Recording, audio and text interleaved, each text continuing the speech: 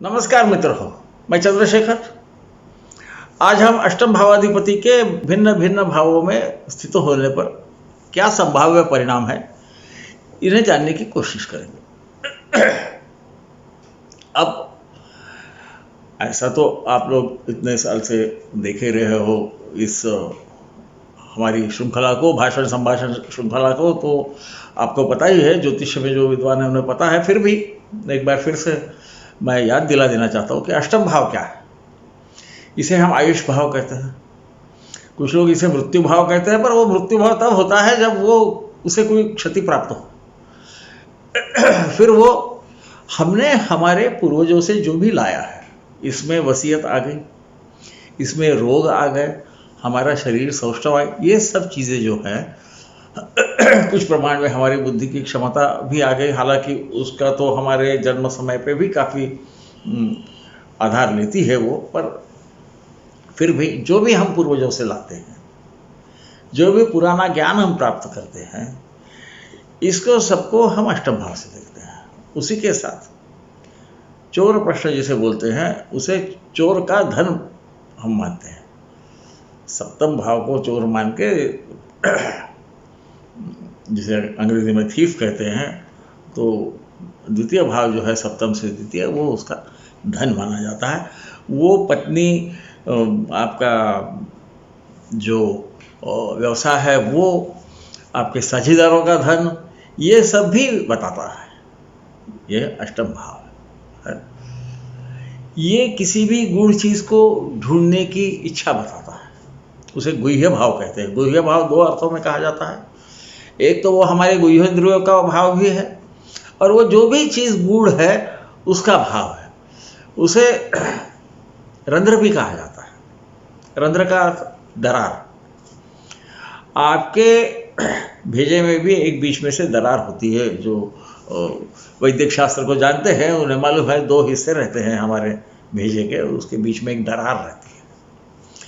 यह अष्टम भाव इस दरार का भी द्योतक है। जो भी चीज़ आसानी से न मिल सके उसका भी ये द्योतक है। इन सभी चीज़ों को मैं इसलिए विस्तार से कह रहा हूँ कि कभी मैं यदि कुछ कह दूँ कि अष्टमेश होने से ये संभावना होती है और आप संभ्रम की स्थिति में पड़े, तो ऐसा न हो। और दूसरा, मैं इसे किस ढंग से देखता हूँ, किस तरीके से देखता हूँ, ये भी आपको समझ आए, ताकि कभी मैं, देखिए, ये 20 मिनट के संभाषण में मैं सब चीज़ें तो पूर्ण नहीं कर सकता, परंतु उसका जो न्याय है, उसके पीछे जो तर्क है, वो समझने पे शायद आसान हो जाएगा, ऐसी मेरी अवधारणा है। अब ये जो हमने पूर्वजों से हमारे रोग प्राप्त किए, जिसे अंग्रेजी में हेरिडेटरी डिसीजेज बोलते हैं, मैं हेरिडेटरी नहीं बोलता, मैं कॉन्स्टिट्यूशनल डिसीज बोलता हूँ। यानी हमारे शरीर की संरचना ही ऐसी है जन्म के वक्त कि कुछ जगह में इसमें कुछ कमी है, जो कि अष्टम भाव दिखाता है। षष्ठ भाव, जैसा कि हमने पहले देखा है, ये हमने ही जो भी रोग होते हैं इसमें हमारा भी कुछ सहभाग होता है ना। यानी कोई ज़्यादा शराबी होगा, उसको फिर सिरोसिस हो जाएगा, तो वो षष्ठ भाव से देखेंगे। और वो षष्ठ भाव की जो चीज़ें है, वो हमारे भी व्यवहार में कुछ बदलाव लाके उनको कम किया जा सकता है, या उनको निकाल भी दिया जा सकता है। अष्टम की जो है वो हमारे साथ है, वो है ये समझ के हम यदि बर्ताव करें तो हमें जो भी क्षति पहुंचना है ये कम से कम होगी। इस अर्थ में इसे समझ लीजिए। अब ये अष्टमेश यदि लग्न में होगा तो क्या हो सकता है? पहले तो लग्न जो है, इसे तनुभाव कहते हैं। ये हमने पूर्वजों से लाए हुए जो रोग हैं उसका भी प्रतिनिधि होने से संभवतः ऐसे कुछ हमारे पास, इसलिए बोलते हैं कि लग्न में यदि अष्टमेश रहे, और खासकर वो लग्नेश के साथ हो, तो उस व्यक्ति को तबीयत की तकलीफ रहती है, उसका स्वास्थ्य खराब रहता है। वो कोई बहुत बड़े पैमाने पे होना चाहिए ऐसा नहीं। इसका कारण भी यह है कि हम यहाँ ऐसा समझ रहे हैं कि केवल अष्टमेश जाके वहाँ बैठ गया, और अष्टमेश दूसरी किसी भी भाव का स्वामी नहीं है। यानी ये दोनों चीज़ें मैं बार बार इसलिए स्पष्ट करना चाहता हूँ कि कहीं गलतफहमी न हो जाए। अब ये करता है, हो सकता है कि इसके शरीर पे, डील डॉल पे जो है, इसके पूर्वजों का कुछ प्रभाव दिखे। कुछ लोगों को हम बोलते हैं कि इनके जो फैमिली हम जिसे बोलते हैं, इनका जो परिवार है, इसके चेहरे पे भी छाप दिखती है, समझ जाता है कि ये इसी परिवार का व्यक्ति है। तो ये भी संभावना है, इसे मत भूलिए। हाँ, ये भी एक संभावना है कि ऐसा व्यक्ति गूढ़ चीज़ों के बारे में उसके मन में जिज्ञासा हो या वो उसे समझ सके, ये संभावना है। फिर ये तो बुरी बुरी बातें हो गई, परंतु इसे गूढ़ चीज़ें समझने की भी क्षमता हो सकती है। उसे देखिए, हम लग्न भाव को केवल तनुभाव ही नहीं कहते, हम उसे धी भाव भी कहते हैं। धी भाव सहसा नहीं कहते, पर धी उसको दी गई है, बुद्धि का वो द्योतक है, तो वो ये कर सकता है कि ऐसी कुछ ऐसी चीज़ें जिनका ज़्यादा पता न हो, उसके बारे में पता लगा के उसके वजह से उसका जो व्यक्तित्व है वो उस वजह से जाना जाए, जिसे आजकल पुरातन तत्व बोलते हैं। ऐसे कोई काम भी वो कर सकता है, वो उसका व्यवसाय भी रह सकता है। इस क्षेत्र में उसको काफ़ी महारत हासिल हो सकती है, यदि बाकी जो ग्रह हैं कुंडली में वो उसे मदद करें। ये तो स्पष्ट है कि यदि वो क्रूर ग्रह होगा तो कुछ न कुछ तकलीफ ज़्यादा होने की संभावना है, या उसके चेहरे पे कुछ न कुछ ऐसा चिन्ह होगा जो उसके परिवार में भी कहीं न कहीं होगा। इस प्रकार से हम अष्टमेश को लग्न में समझें, क्योंकि अष्टमेश को लग्न में देखने के बाद पहला दिमाग में आता है कि इसकी तबीयत खराब होगी। वो होगी, परंतु परिणाम कितना होगा, उसके कष्ट कितने होंगे, ये बाकी भी ग्रह तय करेंगे। ये मैं बार बार इसलिए बताता हूँ, आप परेशान भी हो गए होंगे, एक ही बात दोहराते रहता हूँ, परंतु ये गलती करना बहुत आसान है कि अष्टमेश केवल लग्न में बैठ गया, सहसा उसके साथ लग्नेश भी हो तो फिर शायद परिणाम ज़्यादा हो जाए। अब द्वितीय भाव में अष्टमेश आता है तो क्या करता है? अष्टमेश हमें मालूम है ये वसीयत भी है, और द्वितीय भाव जो है ये धनस्थान।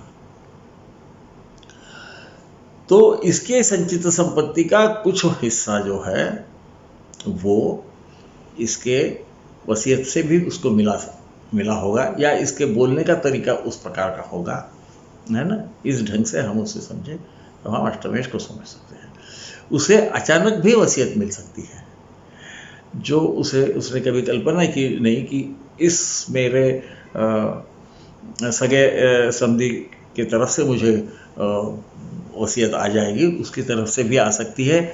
उसमें भी यदि स्त्री ग्रह होगा तो स्त्रियों की तरफ से आ सकती है, चाची मौसी आदि, या माँ के समान जिनको भी आप समझते होंगे उस स्तर की जो भी महिला, उनसे भी आ सकती है।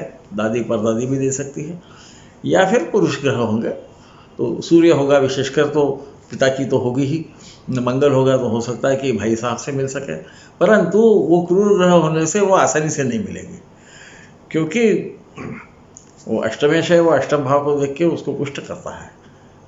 तो वसीयत तो बड़ी होगी, परंतु फिर भी उसमें यदि मंगल के समान ग्रह है तो शायद भाइयों में कुछ अनबन होने से उसको कोई तकलीफ हो, क्षति हो, उसका बंटवारा करना पड़े, ये भी हो सकता है। इसे कृपया ध्यान रखिए। वो बातों करते वक्त भी गूढ़ रीति से बात कर सकता है ऐसा व्यक्ति, ये संभावना है। अब हम इस अष्टमेश को तृतीय भाव में ले जाते हैं। ये तृतीय भाव जो है ये अष्टम से अष्टम भाव। सहसा ऐसा बोला जाता है कि अष्टमेश जो है वो जिस भी भाव में बैठे उस भाव को कुछ क्षति पहुंचाता है। यह हमने प्रथम भाव में, द्वितीय भाव में भी देखा, उसके बोलने में भी कुछ गड़बड़ी रह सकती है कभी कभी, परंतु ये ध्यान में रखिए कि अष्टमेश शक्तिशाली होगा तो करेगा, परंतु वो यदि शक्तिहीन हो तो शुभ स्थानों में कई बार वो विपरीत राजयोग करने की भी क्षमता रखता है। इसे कभी ना भूलिए। जो भी इसके आयुष्य में अच्छा होना है वो अचानक रीति से होना, ये भी अष्टम भाव का एक खासियत है। अष्टम भाव को हम अंग्रेजी में हाउस ऑफ अनएक्सपेक्टेड बोल सकते हैं, क्योंकि हमारी ज़िंदगी और हमारी मौत ये भी अनएक्सपेक्टेड है। ये कुछ हमें पता नहीं रहता कि हम कल जाने वाले। मैं आज बात कर रहा हूँ, कल रहूँगा कि नहीं मुझे भी पता नहीं, आपको भी पता नहीं। इसीलिए अष्टम भाव या आयुष भाव है। मैं पैदा कब होऊंगा ये भी मुझे मालूम नहीं, मैं कब जाऊँगा ये भी मुझे मालूम नहीं, इस पर मेरा अधिकार भी नहीं। ये सब चीज़ें हम अष्टमेश से देखते हैं। हमारी जिंदगी का जो भी गहन भाग है, जो न समझने वाला है, वो सब अष्टम से जाता है। तो अब तृतीय भाव में जाने से, और अष्टमेश में उसे ऐसा तो त्रिका भाव कहते हैं, इसलिए ऐसा कहा जाता है कि कभी कभी अष्टमेश द्वितीय में होगा तो कुटुंब में कुछ अनबन हो जाए, ये संभावना जरूर है। यही तृतीय भाव में भी हो सकता है कि कुछ भाई बहनों से थोड़ा सा मनमुटाव हो, खासकर यदि वो क्रूर ग्रह हो तो इसे, या जातक का पराक्रम ये अचानक प्रकट होगा। कभी कभी हम देखते हैं कुछ लोग ऐसे, तो हम जब स्कूली वगैरह बच्चे रहते तो बड़े डरपोक लगते हैं, जाके फिर हम समझते हैं कि इनको वीर चक्र प्राप्त हुआ। तो ये भी इनका जो पराक्रम है ये अचानक बाहर आने की भी संभावना रहती है, इसे कभी ना भूलिए। ये अष्टमाधिपति है। अष्टमाधिपति हर वक्त बुरा रहता है ऐसा नहीं, चंद्र सूर्य यदि अष्टमेश हो जाए तो वो अष्टमेश दोष नहीं लगता, ऐसा कहा गया है, परंतु वो फिर भी रोगों से संबंधित कुछ तो कुछ करेंगे, ये भी बात पक्की है। अब ये तृतीय भाव में होने से पराक्रम का अधिपति है, अष्टमाधिपति है, ये खुद से अष्टम में है। कुछ लोगों का ऐसा मानना है कि ये जीवन के यानी आयुष भाव से अष्टम भाव में होने से इनकी आयु कम रहती है, परंतु मुझे इसका राशि चक्रों में देखने के बाद में ऐसा कुछ बहुत उसका प्रमाण नहीं मिला। तो आप लोग भी राशि चक्रों में देखिए, मिलेगा तो अच्छा है, उसको ग्रहण कीजिए, परंतु मैं मेरा व्यक्तिगत जो अनुभव है वो बताता हूँ, ऐसा मुझे बार बार दिखाई नहीं दिया। और मुझे ऐसा लगता है कि प्रत्यक्षम किम प्रमाणम, प्रत्यक्ष चीज़ को प्रमाण की ज़रूरत नहीं रहती है। ज्योतिष में तो ये खास है कि हमने होगा उसी को हमने ग्रहण करना चाहिए। जो चीज़ नहीं हो रही, घटित नहीं हो रही, वो योग लिखा हो, कितने भी विद्वानों ने लिखा हो, मैं तो तुच्छ हूँ उसकी तुलना में, तो भी उसको ग्रहण करने की ज़रूरत नहीं है, प्रत्यक्ष होना चाहिए। ये तृतीय भाव में जब जाता है, पराक्रम अचानक हो सकता है, अचानक कुछ ऐसी संधि आ जाए कि इसका पराक्रम हमें समझे। इसके पराक्रम में जो पुरानी चीज़ें हैं, जो हमारी धरोहरें हैं, इसका भी संबंध आ सकता है, ये भी एक संभावना है। फिर कुछ लोगों का कहना है कि भाई बहनों को क्षति पहुंचे या वो न रहे, ये भी संभावना है, नहीं है ऐसा मैं नहीं बोलूँगा। चतुर्थ भाव में जब अष्टमेश जाता है तो ये माता के स्थान में जाता है। ये माता के स्थान में जाने से क्या होगा, इसे हम सोचने की कोशिश करें। देखिए, ये मातृभाव से पंचम भाव का अधिपति है। अष्टमेश चतुर्थ में जाने के बाद में माता को क्षति होने से ज़्यादा संभावना, माता बहुत बुद्धिमान हो, ये संभावना ज़्यादा रहती है। हाँ, ये जो स्नातक स्तर का यानी विशारद स्तर का, जिसे ग्रेजुएशन बोलते हैं, उस स्तर के जो उसकी पढ़ाई है, वो कोर्स को शायद अचानक तय करे कि नहीं मुझे ये नहीं करना, मैं फलाना करता हूँ। कुछ लोग करते हैं ऐसा, इंजीनियरिंग में तो ये बहुत ज़्यादा होता है, मैकेनिकल इंजीनियर करना, उसकी जगह इलेक्ट्रिकल करता हूँ, ऐसा ऐन वक्त पे ख्याल में आता है। कभी कभी पूरा जो दिल में है वो पूरा बदल जाता है। जिसे इकोनॉमिक्स पसंद नहीं, वो इकोनॉमिक्स चूज़ कर लेता है ना। मैंने तो इसे ध्यान में रखिए, ये अचानक करने की क्षमता इसमें है। इसको मकान भी अचानक मिल सकता है, इस जातक को मकान भी अचानक मिल सकता है इसे, क्योंकि देखिए वो मकान का भी स्वामी तो यानी भाव तो है ही अपने, तो या वसीयत में इसे मकान मिल जाए, इस संभावना को आप नकार नहीं सकते। वैसा होगा, ऐसा जरूरी पिता की या दादाओं की कोई वाहन उसे मिल जाए, ये भी होने की संभावना है। अचानक का भाव इसे ध्यान में रखिए। हाँ, छाती के जो विभाग है, यहाँ पर कुछ रोग वगैरह पहले से होने की, कभी कभी होता है ना, वो हृदय में पहले से बचपन, कंजेनिटल डिसीज जिसको बोलते हैं, ये होने की संभावना है। ध्यान रखिए, ये केवल संभावना है। वो ग्रह का स्वभाव स्वरूप, वो नैसर्गिक शुभ है या नैसर्गिक पाप ग्रह है, इस पर भी काफ़ी अवलंबित रहता है, इसे कदापि न भूलिए। अब इसीलिए मैं सहसा रोगों को बारे में बोलना नहीं चाहता। कभी न कभी रोगों पे यदि हम संभाषण करें तो उसमें बोलने की कोशिश तो जरूर करूँगा, मुझे जितना समझता है वही मैं बोलता हूँ। तो अब ये अष्टमेश पंचम भाव में जाता है। यहाँ पर आपको एक ख्याल में आएगा, हो सकता है उसका अपने पुत्र, पहले पुत्र या पुत्री से संबंध अच्छे ना हो, नहीं होंगे ऐसा जरूरी नहीं है, परंतु ये जातक की बुद्धि नई चीज़ों को ईजाद करने में, या जिसे हम रिसर्च बोलते हैं, है ना, कोई भी गूढ़ चीज़ों को ज़्यादा समझ के उस पर लेख लिखने में या उसमें कुछ न कुछ नया सोचने में, खोज करने में इनकी बुद्धि बहुत तीव्र रहेगी। ये संभावना बहुत ज़्यादा है। इसी की न होगी, इसके पुत्र की भी हो सकती है, या इसके पुत्र को इसकी माता, इसकी पत्नी इसके पुत्र को अपनी वसीयत दे, ये भी होना संभव है। इसे फिर से मैं बार बार बोलता हूँ, ये संभावनाओं का शास्त्र है। ऐसा ही होगा, ये जो हम कहते हैं और कई बार हो जाता है, ये तो भगवान की इच्छा है, जो सुनने को आया है उसको सही सुनाई दे, इसलिए होता है। हम हमारे विद्वत्ता पे बड़ा गर्व करते हैं, ऐसा कोई ज़रूरत नहीं है। ये तो जातक भी उस प्रकार से काम करे तो ज़रूर होगा। या ऐसा जातक उसका स्नातकोत्तर जो शिक्षण है उसमें ये रिसर्च के साइड में, संशोधन के विषयों के तरफ ज़्यादा आकर्षित हो, ये संभावना होती है। परंतु इसकी बुद्धि सहसा अनजानी चीज़ की खोज करने में अच्छी सक्षम होती है, ये जरूर ध्यान रखिए। परंतु पहले पुत्र को कुछ क्षति कभी हो सकती है, हर वक्त होगी ऐसा नहीं। वो फिर क्रूर ग्रह है, पाप ग्रह है आदि, उसके माता के भी कुंडली में क्या है, इस पर बहुत ज़्यादा अवलंबित है। इसके बाद में ये अष्टमेश षष्ठ भाव में जाता है। अब ये षष्ठ भाव हमें मालूम है, तो पहले तो हम उसको रोग का भाव करके देखते हैं। फिर ये हमारे सगे सब्दियों का भी भाव है ना। ये भी हो सकता है कि इसकी वसीयत इसकी किसी सगे सब्दी को मिल जाए। देखो ये जो भाव है ना, वहाँ पर जब ये भाव जाता है, तृतीय में जाए तो हो सकता है कि पिता वो वसीयत लिख दे भाई के नाम से या बहन के नाम से, खासकर अनुज जो होगा। इसे ध्यान में रखिए, ये भाव में जहाँ जहाँ जा रहा है वहाँ के लोगों को वो कुछ न कुछ तो देगा, कुछ न कुछ वसीयत में मिलेगा जो जातक का है। हो सकता है कि इसके पिता के समान इसका पुत्र दिखे, है ना। तो इसे कभी न भूलिए।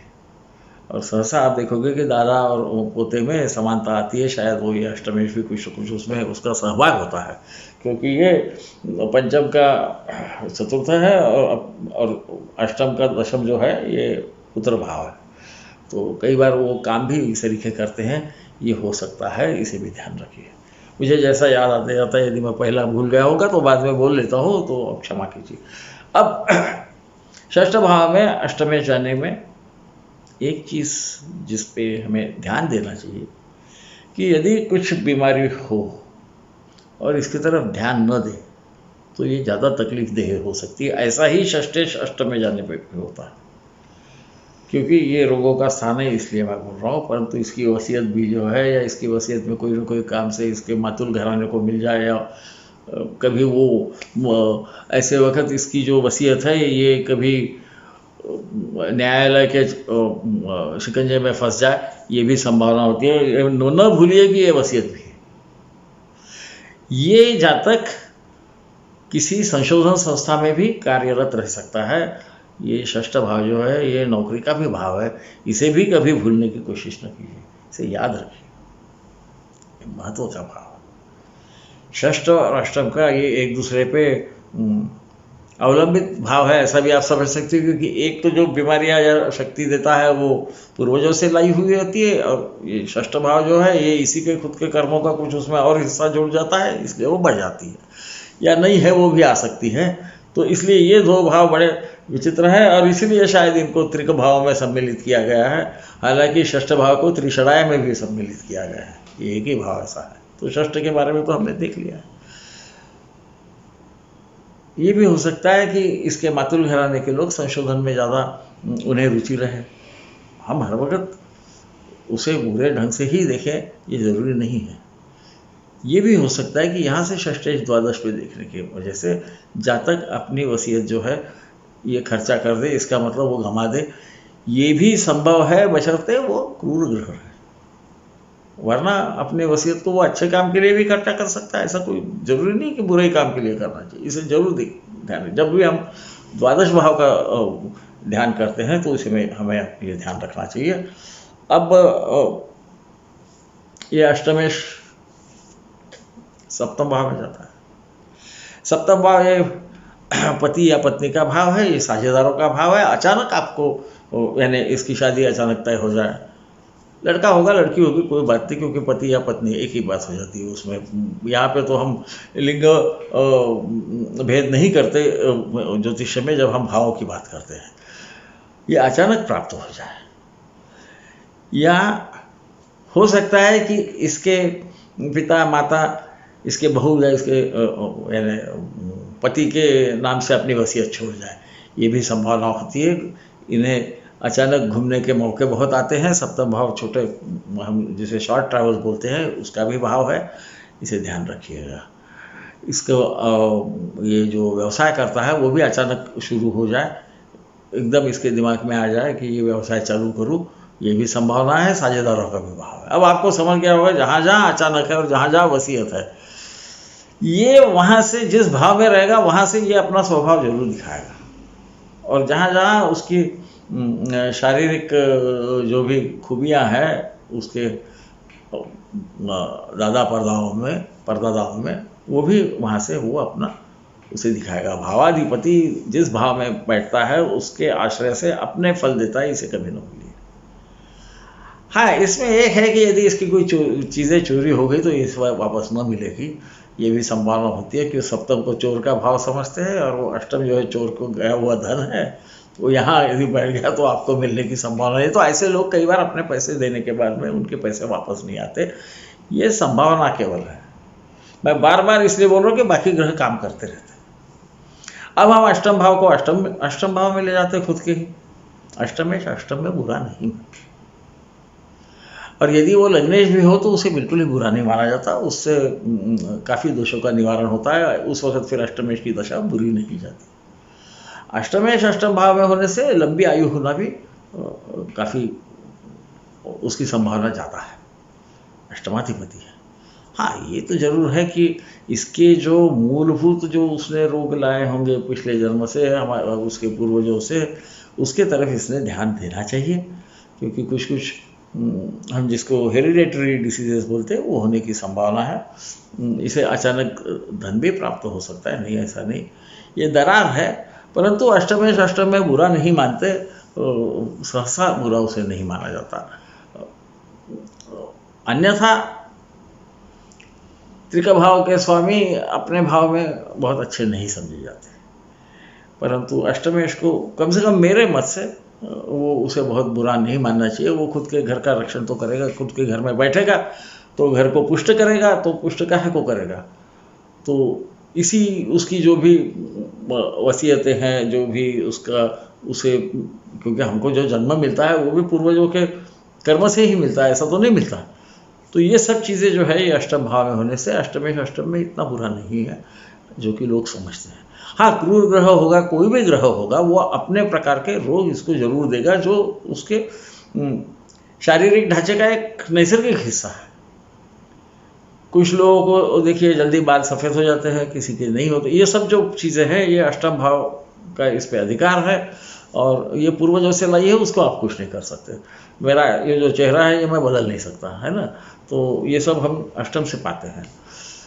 अब ये अष्टमेश नवम भाव में चला जाता है। अष्टमेश नवम भाव में आने के बाद इसके पिता को कई बार नई चीज़ें ईजाद करना अच्छा लगता है। हाँ, जातक को यदि वो नौकरी में होगा तो अचानक उसके जो ऊपर के अधिकारी है इनकी बदली हो जाए। ये भी हो सकता है कि पिता को कुछ क्षति पहुँचे, वो पिता जल्दी इस दुनिया में न रहे। ये केवल संभावनाएं, ये जरूरी नहीं है कि ऐसा होगा, इसे कृपया ध्यान में रखें। ये क्रूर ग्रह होने के बाद में कभी कभी कर सकते हैं। पिता का धर्म है, उसके धर्म उसका उसने जो कर्तव्य करना उसका भी भाव वही है। तो इसकी कर्तव्य की जो भावना है ये उसकी परंपरा में जो भी जुड़ी है वही इसकी रहेगी, ये संभावना ज़्यादा है। कुछ लोग बोलते हैं नहीं हमारे घराने में ऐसा किया जाता था, हम ऐसे ही करेंगे। ये भी अष्टमेश नवम भाव में होने से संभव। इसे भाग्य से वसीयत मिलेगी, ये भी हो सकता है। भाग्य से वसीयत मिलेगी मतलब ऐसा है कि वो जरूरी नहीं कि उसके कोई सगे समधी हो और भी कोई उसको वसीयत दे सकते हैं, या अचानक धन की प्राप्ति, पर केवल भाग्य से होना। जो इसने सोचा ही नहीं, ऐसा जो भी मिलेगा वो भाग्य से यदि मिलेगा तो अष्टमेश नवम में रहने की संभावना सबसे ज़्यादा है। अब अष्टमेश को हम दशम भाव में ले जाते हैं।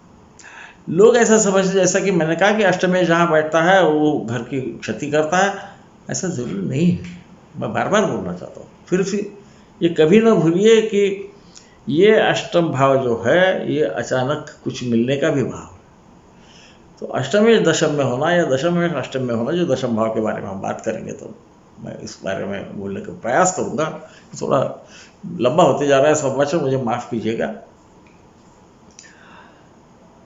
तो उसे उसका जो व्यवसाय है, जो भी उसका, हम इसे अंग्रेजी में करियर कहते हैं, वो जो भी व्यवसाय करना चाहता है, जो नौकरी करना चाहता है, जिस कर्म में, जिस क्षेत्र में कर्म करना चाहता है, ये उसे अचानक प्राप्त हो। उसने कभी शायद ये हो सकता है कि ये सोचा नहीं होगा कि मैं ये इस नौकरी में जाऊंगा, ये व्यवसाय करूंगा, इस प्रकार का कर्म करूंगा, ये न सोचा हो, ये होने की संभावना बहुत ज़्यादा रहती है, क्योंकि ये अचानक आने वाले चीज़ों। हाँ, इसने जो सोचा होगा वो न होने का संभावना भी उतनी ज़्यादा रहती है, इसे जरूर ध्यान रखिए। हो सकता है ये जो कर्म कर रहा है ये इसके पूर्वजों का होगा, यानी जिसे हम पूछते ही नहीं कर्म बोलते हैं, ऐसे कर्म के लिए भी अष्टमेश यदि दशम भाव में हो तो उसके वजह से वो कर्म अपने परिवार में जो भी कर्म चलता है वो कर्म करे, ये संभावना जरूर होती है। अब हम इसको ले जाते हैं 11वें भाव में। 11वें भाव में लाभे सर्वग्रह प्रशस्तः बोलते हैं, और इधर फिर हम बोलते हैं कि ये यहाँ पर क्या होगा, तो यहाँ पे जो उसको आय होगी या जो लाभ होगा ये अचानक होगा, इसकी संभावना बहुत ज़्यादा रहती है। ये सुन के कोई भी लॉटरी फटरी में पैसे मत डालिए, वो क्योंकि ये ग्रह मज़ेदार काम करते हैं, और दशाएं, आपका गोचर, बाकी ग्रह, इनको मिलके आखिर में फल मिलते हैं, परंतु ऐसे लोगों को ये होने की संभावना रहती है। हाँ, ये है कि इसके कर्ण के रोग वगैरह हो सकते हैं। जैसा अष्टमेश दशम में होगा तो हो सकता है कि घुटनों को कोई तकलीफ हो जाए। जैसा मैंने बोला, उस हमारे शरीर के जो अवयव हैं वो जहाँ जहाँ हो गए वहाँ कुछ न कुछ तकलीफ दे सकता है। शुभ ग्रह होंगे तो तकलीफ शुभ होगी, यानी थोड़ा बहुत तकलीफ हो रही है, ऐसा होगा, बहुत ज़्यादा नहीं होगी। इसे ज़रूर ध्यान में रखिए। रोगों का भी संबंध है, क्योंकि ये पहले से लाया हुआ है। हम बोलते कि नहीं, इनके घराने में तो ऐसा ही है, होता ही है, तो ये सब फिर उस अवयव के बारे में रहेगा जो काल पुरुष के चक्र में हम देखते हैं। फिर ये इसका काम ही रिसर्च का हो सकता है, संशोधन ही इसका कर्म हो सकता है, ये भी संभावना है, इसे न भूलिए। इसके बाद में 11वें में हम गए, 10वें में फिर से वापस आ गया 2 मिनट के लिए बोलते बोलते। हम 11वें की जैसी बात करते कि इसको कुछ अच्छे प्रवचन अचानक सुनने को मिले, यदि शुभ ग्रह होगा तो। 11वां भाव ये श्रोत का भाव भी है, सुनने का भी भाव है। शुभ ग्रह होगा तो अच्छी चीज़ें कान पे पड़ेगी, अशुभ होगा तो बुरी चीज़ें कान पे पड़ेगी। हमारे उस वक्त के शास्त्र में अच्छी चीज़ें, यानी धर्म वगैरह के संबंध में या ज्ञान के संबंध में जो चीज़ें हैं उसे अच्छी चीज़ें समझते थे। तो यदि वो शुभ होगा तो शुभ चीज़ें उसके कान में पड़ेगी, मतलब उसको वो भी पर अचानक होगा। कोई महाराज, कोई साधु अचानक मिल जाए, उसको कुछ प्रवचन दे दे, या कोई प्रवचन में जाने का अचानक, इसने कभी तय भी नहीं किया और जाने का मौका आ जाए, ये होने की संभावना बहुत ज़्यादा रहती है। इसको धन भी अचानक मिलेगा, है ना, तो इसे ध्यान में रखिएगा। इसके बाद में हम 12वें में जाते हैं। अभी 28 मिनट हो गए, मुझे शर्म आ रही है, मैंने आपका बहुत समय ले लिया, परंतु अब 12वें में जब जाएगा अष्टमाधिपति, तो ये अचानक बाहर देश भी जा सकता है, इसे न भूलिए। अचानक इसे कर्जे भी हो सकते हैं, या इसके खर्चे अचानक हो सकते हैं। कर्जे तो मैं नहीं बोलूँगा, खर्चे अचानक हो सकते हैं, इसकी संभावना रहती है। अष्टमेश द्वादश में रहे। ऐसा तो बोला जाता है कि अष्टमेश अष्टम में रहे, षष्ठेश अष्टम में रहे, या ये दोनों में से कोई भी एक द्वादश में रहे, उनका भाव तो ये राजयोग होता है। मुझे ऐसा लगता है कि ये राजयोग ही होता है, ऐसा तो नहीं, पर हाँ, इसमें कुछ अचानक होने की संभावना होने से उसे हम राजयोग समझ सकते हैं। हाँ, ये हो सकता है कि इसकी जो भी आनुवंशिक बीमारियां हैं, इसके लिए अस्पताल में पहुंचे, अचानक अस्पताल भी जाना हो सकता है। अचानक आपको 12वां भाव क्या है मालूम है, हमने भाव पे पहले काफ़ी विस्तृत चर्चा की है। तो ये अचानक की जो शक्ति है ये अष्टम में है, इसे भी समझ लीजिए। और ये हो सकता है कि इसे जो वसीयत मिली ये पूरी इसका उसका व्यय हो जाए, ये भी संभावना है। वो अच्छे काम के लिए होगा, बुरे काम के लिए होगा, वो ग्रह नैसर्गिक शुभ है अशुभ है और भी किसी भाव का स्वामी है क्या, इस पे अवलंबित रहेगा। इसे ध्यान में रखिए। वो जो भी ग्रह रहेगा वो जिस व्यक्ति का कारक होगा उसके लिए खर्चा भी इसे करना पड़ सकता है। अच्छा या बुरा काम हम सोचते रहेंगे, क्योंकि बाकी ग्रह तय करेंगे कि हम काम अच्छा करेंगे बुरा करेंगे, पर वसीयत भी नष्ट हो सकती है, ये एक संभावना है। या इसे दूर दराज के क्षेत्र में वसीयत का कुछ हिस्सा होगा वो इसे मिल सकता है, ये भी संभावना है, इसे न भूलिए। इतना कह के मैं अष्टम भावाधिपति का भिन्न भिन्न भावों में स्थित होने के परिणाम जो के बारे का ये जो संभाषण है इसे यही विराम देता हूँ। शुभ रजनी।